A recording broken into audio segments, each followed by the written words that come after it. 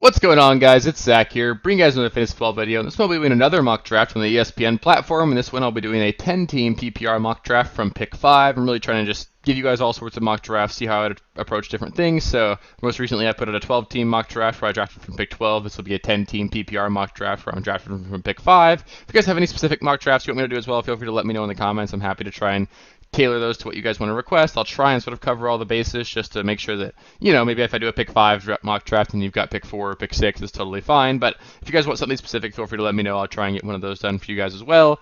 It's been a lot of fun making all these videos. It's really cool to do all the mock drafts and see how things play out during your drafts, understand, especially from platform to platform, seeing how things are different, and then understanding what different strategies you can take to really build out your optimal roster. So practice is definitely something that makes perfect. The more you do mock drafts, the more you're going to be prepared to handle different situations going into your draft day, and that's why we do all these mock drafts. That's why I'm showing you guys my thought process when I go through them as well, so that you guys can see how I would approach my mock drafts and how I would approach my real drafts when I get into actual draft day. So it's been a lot of fun here. This will be should be a quicker video as well. Normally 10-team drafts go relatively quick, especially given in general less players get drafted. But it's really fun just to sort of crank these out and get as much stuff done as we can. So draft's going to start here in 3 seconds. Looking at us with pick 5. This is exactly... My bad, I meant to mute that.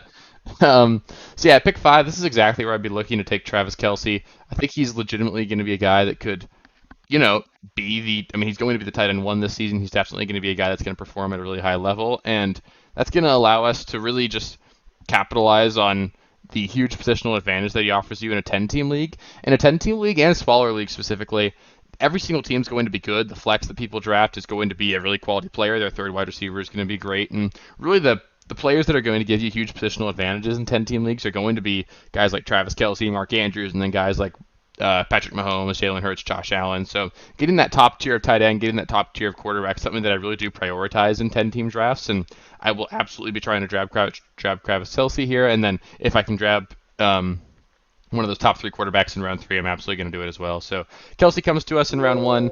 I tend to find myself staying away from Travis Kelce in 12-team leagues or bigger. Just at his current ADP, I just can't find myself to spend a top 5, top 6 pick on him. But in a 10-team league, I think it's definitely worth it. He's going to be a huge difference maker for you guys this season.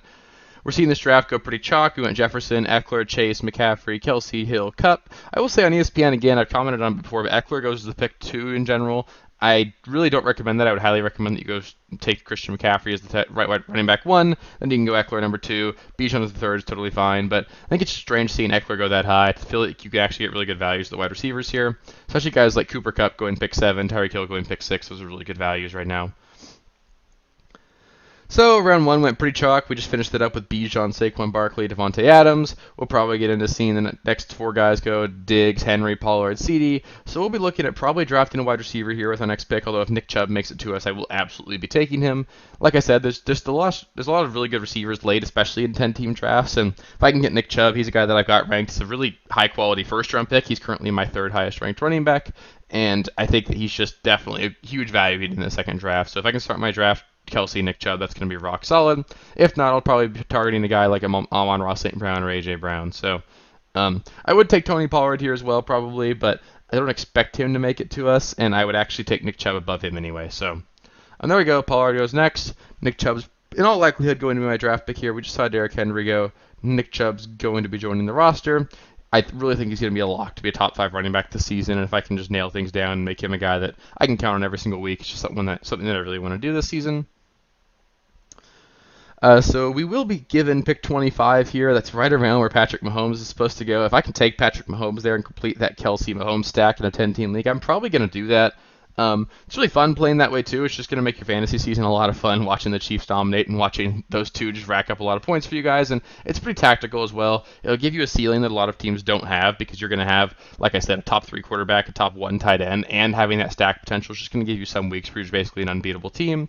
So if Patrick Mahomes is there, that's a bummer. He's not. I'm still going to target one of these top 3 quarterbacks. It's really going to hurt for me to pass on Chris Olave if he's there, but getting one of these top 3 quarterbacks is just something that I find to be extremely important in a 10-team league. Like I said, you're going to be able to get really good wide receivers and running backs to fill out your starting lineup because there's just less players being drafted. Every team's going to be better in a 10-team league. So target the positions that really there are true scarcity at, and quarterback and tight end are those 2 right now. And they made it easy for me. Seeing Chris Olave go makes it hurt a lot less. Jalen Hurts is my quarterback one in my rankings. I'll be taking him here. Now I've got in my mind a top three running back and the number one quarterback as well as the number one tight end. That's going to be just a really rock solid start. And it is about time that we start looking for some wide receivers here. But like I said, there's a ton of wide receivers that we're going to be able to get later. It's going to be really solid. And now we don't have to look at the quarterback or tight end position the rest of the draft. It's going to make it really easy for us just to know what we need to do going forward. So we saw Josh Allen go right after Jalen Hurts. I have no problem with however you want to rank those three quarterbacks. I think they're all three really solid assets. They're all three going to contend for the quarterback one. I think it's pretty much guaranteed that one of those three does finish as the quarterback one this season, although I have mentioned guys like Justin Herbert I think have a shot. I think technically Justin Fields and Lamar Jackson have shots to do it as well, but those three are just really rock solid guys. They're all going to be top five quarterbacks, and they're just going to be really great guys to have on your roster this season.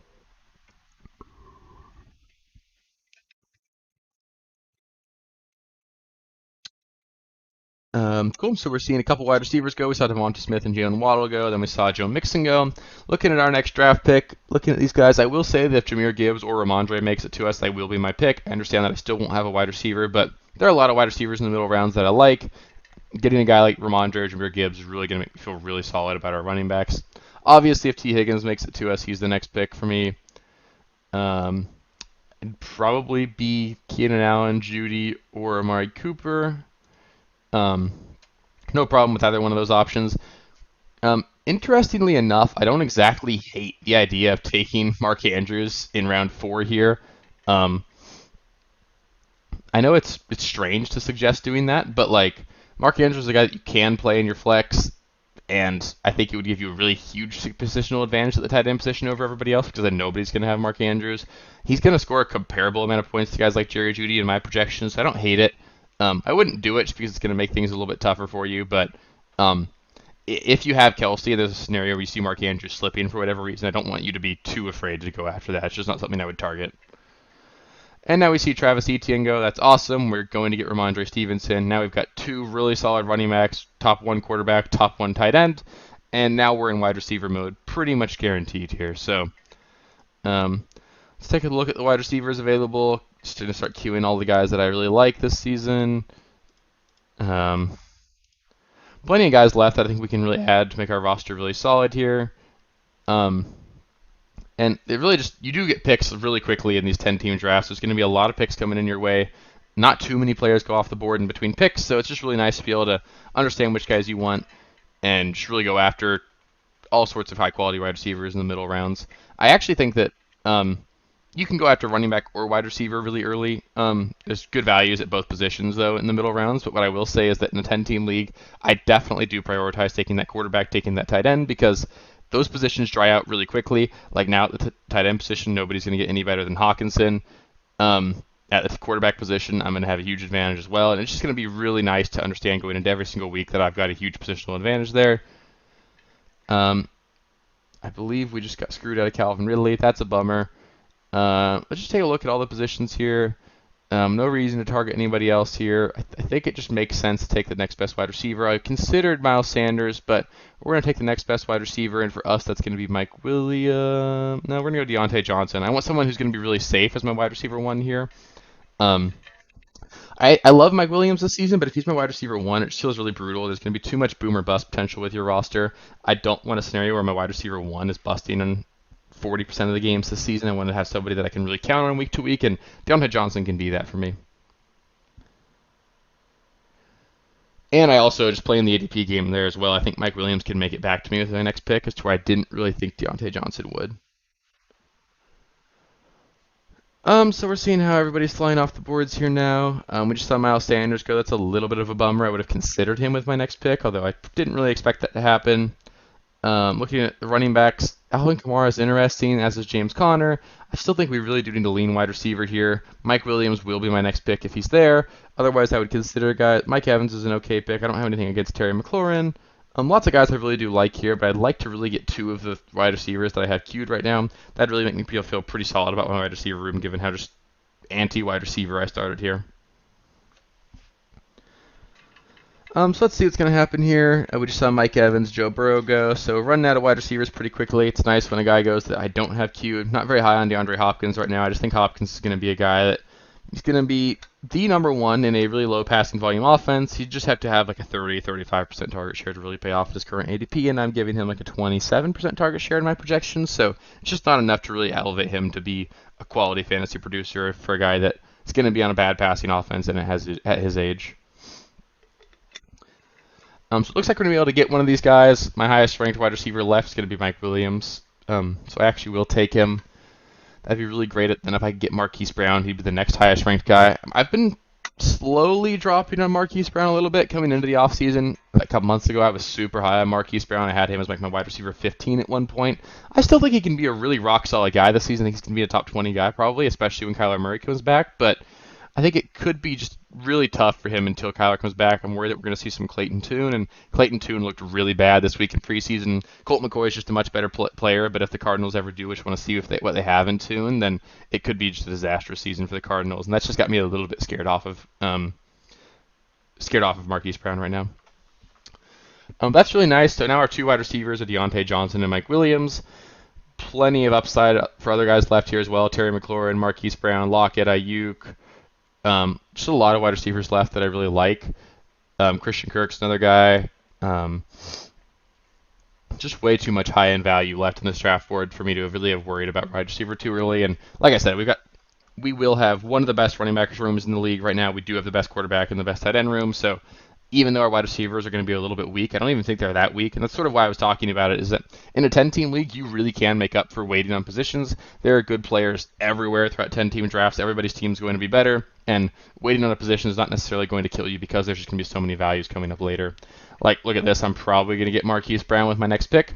That's going to give me three wide receivers that are just going to be really solid this season to go with my two top-tier running backs. And they will have been guys that I took super late in the draft right now. So Marquise Brown comes right to us. That's a really solid wide receiver three. Funny enough, of the three wide receivers I drafted, I actually have Deontay Johnson ranked the lowest, despite having taken him first. That's just sort of another example of why you do need to understand the ADP game. Even though you have a guy ranked the highest rated player available, it doesn't necessarily mean that should be the guy that you draft, just because there are going to be situations where you do believe you can get that guy later. And if you can do that, then you're obviously improving your team by taking that chance. So something just to understand that it's not always something you have to do where you take the highest ranked player by your rankings, because you want to understand that you can potentially improve your roster by waiting and getting two guys that you really want. So up next year, it's going to be round 8, I believe. Are we in round 8? Yeah, this is round 8.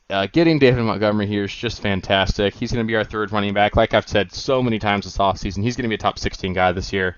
I really love the value of David Montgomery. He's a stud. If something happens to Jahmyr Gibbs, he's going to be a top 5 running back this season. And even without it, he's probably going to lead that backfield in touches. He'll score 10 touchdowns this season. I am drafting David Montgomery absolutely everywhere, and you absolutely should do that too. He's going to be a rock solid fantasy asset, and he costs you almost nothing going in the 8th round right now. That's just insane.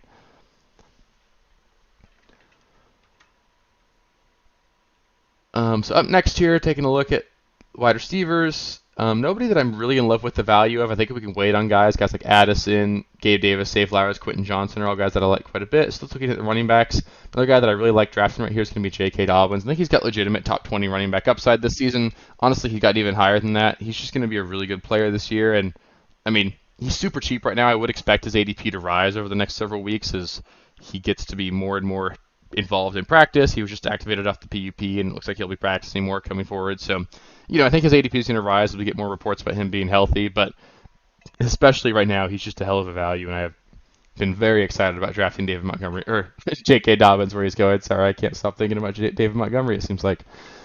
But yeah, J.K. Dobbins, I think, is a really solid pick as ADP on ESPN right now. So we got to fill out 5 more bench spots, then get our kicker in defense. We can just go through now and start queuing guys that we're really high on. Like I've talked about before, I think both Washington Commander running backs are good picks. I really love Jordan Addison this season. Gabe Davis, Zay Flowers, Quentin Johnson, I like the draft value of. Samaje Perine is going to be really solid. What else do we got here? Let me filter this to flex so that I don't have to see kickers and defenses and stuff. Other guys that I'm interested in, guys like Tyler Algier, guys that I've loved drafting late. Jameson Williams is interesting if you have to draft a guy super late, although in a 10-team league, I don't think you need to draft him in a standard roster size. I think it's a good start. Sky Moore is another guy that I'm really interested in. Looking at all the positions here, I don't think I can get Sky Moore and Jordan Addison. So in this scenario, I will be prioritizing Jordan Addison. I'm not going to play the ADP game there. I think Jordan Addison's going to be legitimately like low end wide receiver 2 this season, especially towards the back half. And getting him to be my wide receiver 4 is just really nice. It's really going to actually be a guy that could start for me this season. So we got to get 4 more picks here. We've got a really balanced approach here. That's the benefit of taking quarterback and tight end is, or a high end quarterback and tight end is you don't need to draft 2, so you're going to get a lot more depth at the other positions throughout the course of your draft. I'm still probably going to add 2 more wide receivers, 2 more running backs to fill this out. So then I'll finish the draft with, um, I guess 6 of each, which is just really nice. Looking at running back here, I'm going to take my highest ranked guy, and that's actually no, I'm going to take Zay Flowers. He's a guy that I'm super excited about. I still think we're weaker at wide receiver, so I don't want to prioritize running back just yet. Zay Flowers is a guy that legitimately could be the wide receiver 1 for Baltimore. I think he's going to have a really solid year, especially in the second half of the season. And Baltimore's going to pass the ball a ton this year, and Zay Flowers is going to do a lot of work for that team this season.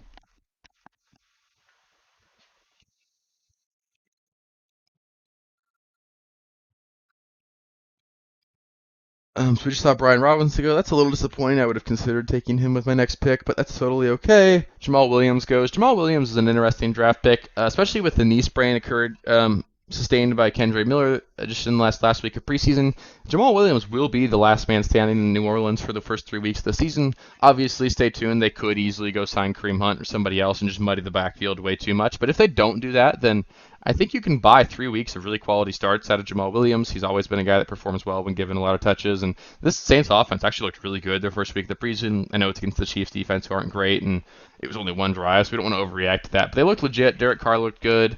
I think this could be a team that actually surprises us on offense. And I've been really high on guys like Chris Olave and stuff all offseason. I've got no problem betting on one of the running backs to perform well as well, especially if you can get Jamal Williams super late. So we just missed out on Gabe Davis and Quentin Johnson. That's a bit of a bummer. I'd love to get Samaje Perine with my next pick, but it probably won't happen. Other guys that I'm somewhat interested in, that's a bummer. Perine goes 1 pick before us. Let's take a look at the wide receivers available. None of these wide receivers are super exciting for me. Nico Collins is a guy that I do think could emerge as the wide receiver 1 for this team, but not super excited about it. Don't really want to do that. So I'm going to actually take Jameson Williams. I know it's a huge reach, but when you get to this point in the draft, just sort of take the best guy available. Who really cares about ADP? Jameson Williams is one of the few guys left that I think you could make an argument has legitimate top 20 upside at the wide receiver position. Obviously, it sucks. He's going to be suspended for 6 weeks, so he's just going to be clogging your bench. It's going to be a tough decision you got to make because, I mean, he should be good when he comes back. I think he's going to be a meaningful difference maker for this team, but I totally understand wanting to just pass on him and not deal with that headache. I'm going to take Tyler Algier here. Really like Algier this season. I think he's going to be like a flex viable asset in the early part of the season while Bijan's healthy. And if something does happen to Bijan, then, like I said, Tyler Algier is a really talented player. He had over 1,000 rushing yards last season. If that remains the case, and if Bijan goes down, then Tyler Algier is going to be a top 10 running back this season in weeks that Bijan misses. So getting a guy on your bench that has legitimate upside, a guy that could legitimately just get thrust right into your starting lineup, and a guy that you'll know when you want to start him, just a really nice thing to have, and I have no problem doing that. So Nico Collins, the guy I'm interested in, that's left. That's probably who I'm going to take here. I think he's got a legitimate shot to be the wide receiver 1 for that team, although I'm really high on Tank Dell as well. But Nico Collins probably got more upside just because he's got a bigger body, more touchdown upside, and all that.